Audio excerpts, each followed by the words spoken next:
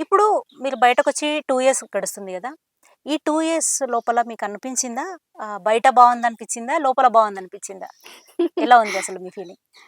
అంటే ఇప్పుడు బయట, లోపలని మనం పోల్చుకొని చెప్పుకోకూడదు. ఓకే.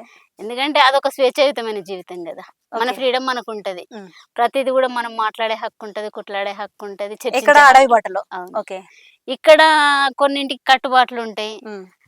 సామాజిక ఇక్కడ సమాజానికి కట్టుబడి ఉండాలి. ఓకే. హ్మ్. ప్రతి ఒక్కటి కట్టుబాట్లతోటి హ్మ్. కొన్నింటిని ముందుకు పోవచ్చు, పోలేకపోవచ్చు. ఓకే. మాట్లాడడానికైతే అసలు చర్చించడానికి అవకాశమే ఉండదు. ఓకే.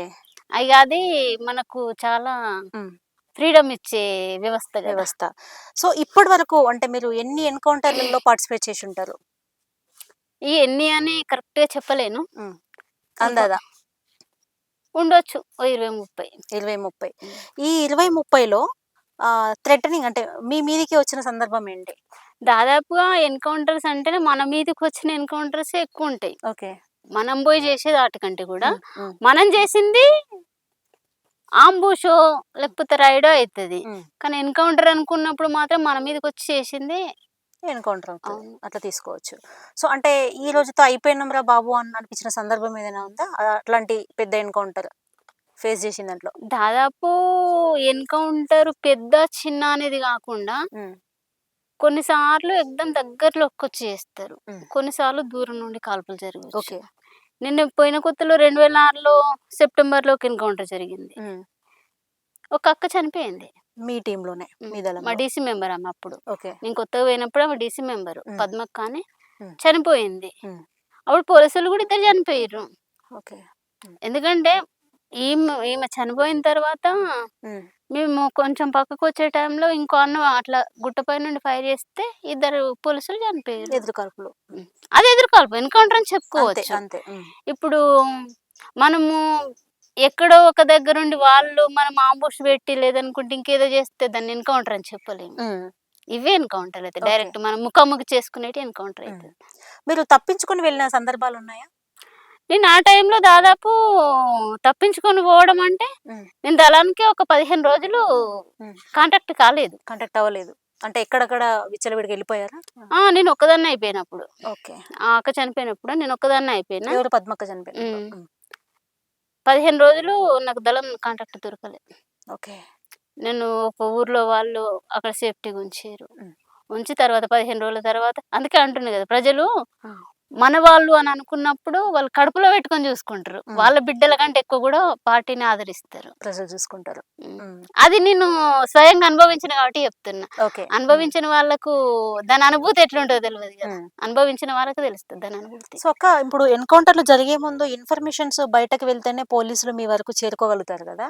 అలాంటి ఇన్ఫర్మేషన్స్ ఇచ్చేవాళ్ళు దళంలో ఉన్నటువంటి సభ్యులే అయ్యుండొచ్చా? లేదనంటే బయట నుండి ఇంటర్నల్‌గా ఉన్నటువంటి ఇన్ఫార్మర్స్ అని అనుకోవచ్చా?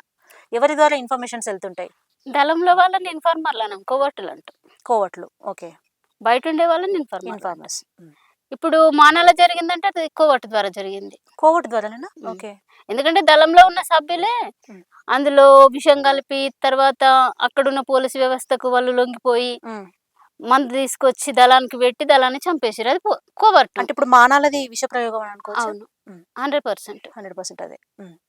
సో, అలాంటి పెద్ద ఘటనలు మీరెదుర్కొన్నవి, మీ కళ్ళ ముందు మీ టీమ్‌లో ఉన్నటువంటి మెంబర్స్ బలవుతున్నప్పుడు మీరు బాధపడ్డ సందర్భాలున్నాయా?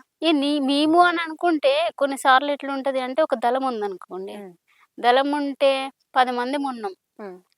సగం మంది ఇప్పుడు ఆకలితో ఉంటాం చాలా సేపు. హ్మ్. నడిచిపోతాం లేదనుకుంటే మీటింగులలో ఉంటాము. ఆ! అలసిపోతారు. హ్మ్. ఆ టైంలో కొన్నిసార్లు అందరం ఒకేసారి తినే అవకాశం గూడా ఉంటది. హ్మ్.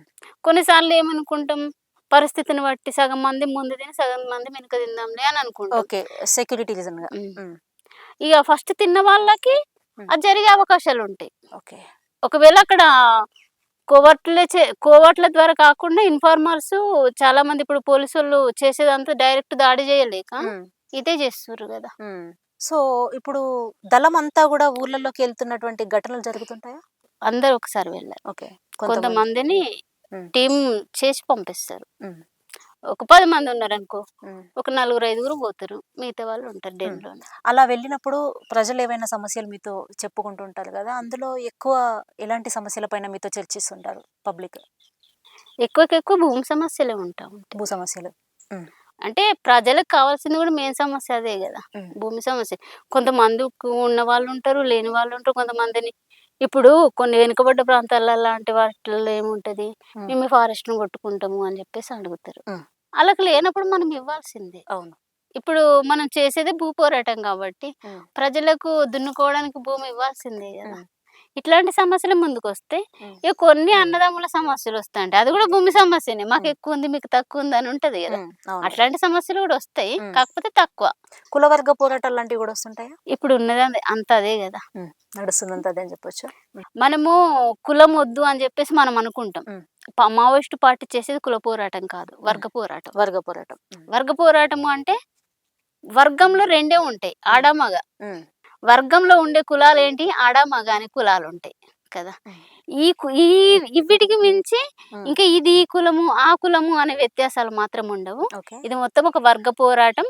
దోపిడీకి గురవుతున్న వర్గాన్ని హ్మ్. కాపాడడమే ఈ పార్టీ యొక్క లక్ష్యం. ఓకే. ఇప్పుడు మాకొకటి అర్థం గాక అడుగుతా అక్క. కొంతమంది నక్సల్బరీ అంటారు. తర్వాత జనశక్తి అంటుంటారు. మావోయిస్టు పార్టీ అంటుంటారు. ఇన్ని వర్గాలుగా ఎందుకు అంటే విడిపోయి ఉన్నారు గదా! ఇట్లా ఇంకెన్ని ఉంటాయి. ఇప్పుడు చాలా అంటే రకాలు. జనరల్‌గా పబ్లిక్ అంతా ఏమనుకుంటారంటే ఆ! నక్సలైట్ అని అనుకుంటారు. అంతవరకే తెలుసు. మాలాంటి పబ్లిక్ అందరికీ గూడా. దీనిలో ఉన్నటువంటి వర్గాలేంటంటే మీకు తెలిసిన సబ్జెక్ట్? ఇప్పుడు నక్సలిజము అనంటే నక్సల్బరీ నుండి పుట్టుకొచ్చిన పార్టీ అని జెప్పేసి, నక్సల్బరీ ఉద్యమం అని జెప్పేసి మనం చెప్పుకుంటుంది. దాదాపు అందరికీ తెలిసిందే ఇది. హ్మ్. ఈ నక్సల్బరీ ఉద్యమంలో దాదాపుగా 2 పార్టీస్ ఉండే ఫస్టు. హ్మ్. CPI, CPM. Okay. CPI party నుండి కొన్ని వర్గాలైనయి. సిపిఎం పార్టీ నుండి కొన్ని వర్గాలైనయి. ఓకే. ఇప్పుడు మన సిపిఐ ఎంఎల్ చెప్తున్నా అవును. ఫస్టు. హ్మ్. హ్మ్. అందులో చీలిన పార్టీలు ఇప్పుడు రకరకాల పేర్లు పెట్టుకొని నడుస్తున్నాయి. హ్మ్. సిపిఐఎంఎల్ జనశక్తి అని, ప్రజాపంత అని, ప్రజాపంత అని. జనశక్తి అని అవును. రకరకాల పేర్లతో నడుస్తున్నాయి. హ్మ్. కానీ ఇవన్నీ ఇప్పుడు ఏం పార్టీలుగా మారిపోయినాయి అంటే రివిజనిస్ట్ పార్టీలుగా మారిపోయినాయి. ఓకే. రివిజనిస్ట్ పార్టీలు అంటే ఏంటిది? కమ్యూనిస్ట్ ముసుగులో నడుపుతున్న పార్టీలివి. ఓకే. కాకపోతే ఆ పంత వాళ్ళది హ్మ్. మావోయిస్టు పంత కాదు. ఓకే. చెప్పడానికి మాత్రమే ఉపయోగపడుతుందది. ఓకే. హ్మ్. కానీ ఆచరణలో మాత్రము హ్మ్. బూర్జువా పంతాను అమలు చేస్తున్నాయి. ఓకే. హ్మ్. కొంతమంది ఓటు బ్యాంక్ కోసం పనిచేసే వాళ్ళున్నారంటారా? ఎట్లా తీసుకోవచ్చు? అంటే ఇప్పుడు సిపిఐ పార్టీలో చాలామంది హ్మ్. ఓటు బ్యాంక్ కోసమే చేస్తుర్రు. హ్మ్. అంటే ఈ బూర్జువా పార్టీలతోటి ఇప్పుడు కాంగ్రెస్ గావచ్చు, బీజేపీ గావచ్చు, హ్మ్. బీఆర్ఎస్ గావచ్చు. హ్మ్. హ్మ్. మనం కమ్యూనిస్టు అనుకున్నప్పుడు కమ్యూనిస్ట్ జెండా పట్టుకున్నప్పుడు కమ్యూనిస్టు భావాలతోనే ఉండాలి. హ్మ్. ఎందుకంటే మన హక్కుల కోసం మాత్రమే కొట్లాడాలి. మన యెస్. హక్కుల అధికారం మనది మనకే ఉండాలని కొట్లాడాలి. అవును. కానీ వాళ్ళతో కుమ్మక్కై మనం పనిచేస్తున్నామంటే బూర్జువా పార్టీకి మద్దతు పలుకుతున్నట్టే గదా! పలుకుతున్నట్టే. కదా! సో, ఇప్పుడు మావోయిస్టు పార్టీ యొక్క ముఖ్య ఉద్దేశ్యం ఏమై ఉంటది? అప్పుడున్నటువంటి ఉద్దేశ్యం ప్రకారమే ఇప్పటికి గూడా పనిచేస్తున్నారని మీరు నమ్ముతున్నారా? ఆ! నమ్ముతున్నా. ఎందుకంటే పోరాట రూపాలు మారుతాయి. సారం మాత్రం అదే ఉంటది. ఓకే. హ్మ్. రూపాలు ఎన్నైనా మారొచ్చు. హ్మ్. ఎత్తుగడలు మనం ఎన్నైనా సో, మార్చుకుంటాం. ఆ భావాలు అలాగే ఉన్నాయంటారు. హ్మ్. సో, ఒకప్పుడు మావోయిస్టు పార్టీ అవసరం ప్రజల కోసం భూ తగాదాలు గానివ్వండి, భూస్వామ్య వ్యవస్థ కానివ్వండి, ఇంకేదైనా ఆడవాళ్ళ మీద అఘాయిత్యాలు కానివ్వండి, పోలీసు అరాచకాలు కానివ్వండి, అప్పుడు అవసరమని అనుకున్నాము. మరి ఇప్పుడు నడుస్తున్నటువంటి సిట్యుయేషన్‌లో ఇప్పుడు అవసరమంటారా? నక్సలైట్లు, అన్నలు ఈ వ్యవస్థ మనకు అవసరమంటారా? దీన్నెట్లా తీసుకోవచ్చు? నక్సలిజము అనేది మనం అవసరము అని తీసుకోవాలా, తీసుకోవద్దా అనేది మన హ్మ్. పైన ఆధారపడి ఉంటది. హ్మ్. ఎందుకు అనంటే, ఈ సమస్యను మనం పరిష్కరించగలుగుతాము అని అనుకుంటే మనం హ్మ్. ముందడుగేస్తాము. హ్మ్. పరిష్కరించలేనప్పుడు ఎవరినో ఒకరిని ఆశ్రయిస్తాం గదా! హ్మ్. కంపల్సరీ గదా ఇది. హ్మ్. అది పార్టీయే గావచ్చు, ఇంకెవరైనా గావచ్చు. ఓకే. ఆ! హ్మ్. నేననుకుంటున్నా. కరెక్ట్ ఆ సమస్యను పరిష్కరించగలిగేది మాత్రం పార్టీయే అని జెప్పేసి హ్మ్. నాతో పాటు ప్రజలందరూ నమ్ముతుర్రు. ఓకే. అయితే మీలాంటి మంచి మావోయిస్ట్‌ల ఇంటర్వ్యూస్ చూసినప్పుడు కొన్ని వీడియోస్‌లలో కొన్ని కామెంట్లు చదువుతుంటాము. కొంతమంది యువత క్వెషన్ చేస్తుంటారు. ఇప్పుడంత అవసరం లేదు మావోయిజంతో. వీళ్ళు గూడా జనజీవన స్రవంతిలో కలిసిపోయి మనతో పాటు హ్యాపీగా ఉంటే అయిపోతది అని కొంతమంది కామెంట్స్ రాస్తుంటే, కొంతమందేమో "అన్నా మీ దళం ఎక్కడ ఉంటదో చెప్పండన్నా మాకు గూడా వచ్చేయాలని ఉంది" అని కొంతమంది రాస్తుంటారు. దీన్ని మీరే విధంగా తీసుకుంటారు? దాన్ని ఏ విధంగా తీసుకోవడం అంటే, నేను అందుకే అంటున్నా గదా! హ్మ్. యువతరంలో గూడా 2 ఉంటాయి. 2 రకాల మనుషులుంటారు. కొంతమంది దీనితోనే మార్పు సాధ్యమని అనుకునే వాళ్ళుంటారు. హ్మ్. లేదు లేదు ఎలక్షన్స్‌తోనే మార్పు తీసుకురాగలుగుతామనే వాళ్ళు కొంతమందుంటారు. ఓకే. మనం ఆలోచించేదేంటిది అనంటే ఇప్పుడున్న పిల్లలకు, హ్మ్. ఇప్పుడున్న యువతరానికి హ్మ్. దాదాపు మన పరిస్థితులు ఇట్లా కావడానికి కారణం ఏంటిదనేది కూడా చాలా మందికి తెలవదు. ఓకే. ఎందుకు అనంటే, ఒకప్పుడు మనకు కనీసము తిందామంటే తిండి గూడా ఉండేది కాదు. హ్మ్. ఒక 40 సంవత్సరాల బ్యాక్ పోయి చూస్తే, హ్మ్. మనకసలు ఒక మనిషి ఒక ఎకరం పొలం సాగు చేయడమే గొప్ప. హ్మ్.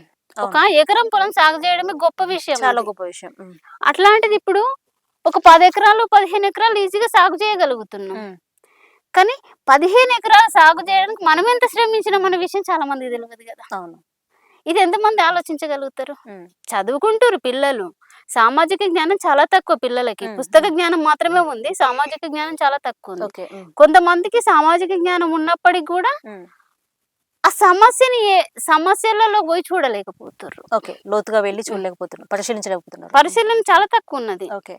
ఈ విషయాన్ని మనము ఆ సమస్య లోతుగా అర్థం చేసుకున్నప్పుడే హ్మ్. ఒక ఇప్పుడు నీళ్ళల్లో ప్రకృతిలో మనం ఒక మాట అంటాం. హ్మ్. జీవి ఏ విధంగా పుట్టింది? హ్మ్.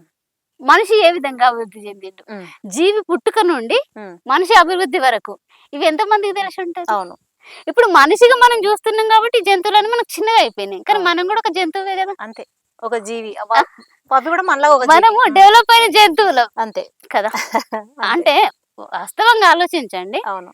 మనం ఒక డెవలప్ అయిన జంతువులం. హ్మ్. కాకపోతే ఈ ప్రకృతిలో మనం కూడా ఒక భాగమే అంతే. గదా! హ్మ్. ఈ వందల సంవత్సరాల మధ్యలో జరిగిన మార్పు ఎంతమందికి తెలుసు? హ్మ్. కదా! హ్మ్. ఇప్పుడు ఒక 40 సంవత్సరాలకు ముందున్న దానికి, ఇప్పుడున్న దానికి. ఈ హ్మ్. మధ్యలో జరిగింది చాలా మందికి తెలవదు. అక్క. అట్లనే మీరు ఇంతకుముందన్నారు. మొదట్లో నిజామాబాద్ ఏరియాలో పనిజేశాను అని. ఆ తర్వాత ఇంకా ఏ జిల్లాలు అంటే రాష్ట్ర సరిహద్దులలో గూడా చేశారా మీరు? ఎట్లా?